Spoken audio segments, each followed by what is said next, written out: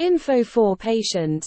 मोटापा, इसकी रीजंस क्या होती हैं मोटापे की? ओबेसिटी होती क्या है? जो आपका बीएमआई है, बॉडी मास इंडेक्स, अगर 25 से अगर बीएमआई आपका ज़्यादा होना शुरू हो जाए, वजह क्या होती है? ज़्यादा खाना, हमारी सेडेंटरी लाइफ है, ज़्यादा एक्टिविटी नहीं है, हमारे बहुत सारी फैमिलीज़ में रन करती हैं, जेनेटिक हो सकता है फैमिलीज़ की वजह से, डिजीज़ बहुत सारी हैं जैसे थायराइड की, हाइपोथायराइडिज्म है। ओबेसिटी की वजह क्या है? अगर ज़्यादा खाना पीना उसको कम कर दें, अगर एक्सरसाइज कम है उसको ज़्यादा करें, अगर कोई डिजीज़ है, obesity is the main cause of every disease. Respiratory issues, ये सो नहीं पाते, इनमें जोड़ों के मसले बहुत ज़्यादा हैं। एक बॉडी 60-70 केजी उठाती है तो इनका जो ओबीज पेशेंट होते हैं इनका 150-200 वेट होता है। जो सीरियस इश्यूज होते हैं ब्लड प्रेशर और शुगर, इनमें ब्लड प्रेशर और शुगर वजन ज़्यादा हो गया तो आप फौरी अपने डॉक्टर से कंसल्ट करें। मेडिकल ट्रीटमेंट में आजकल मार्केट में इंजेक्शंस बहुत सारे हैं जो लगाते हैं लोग,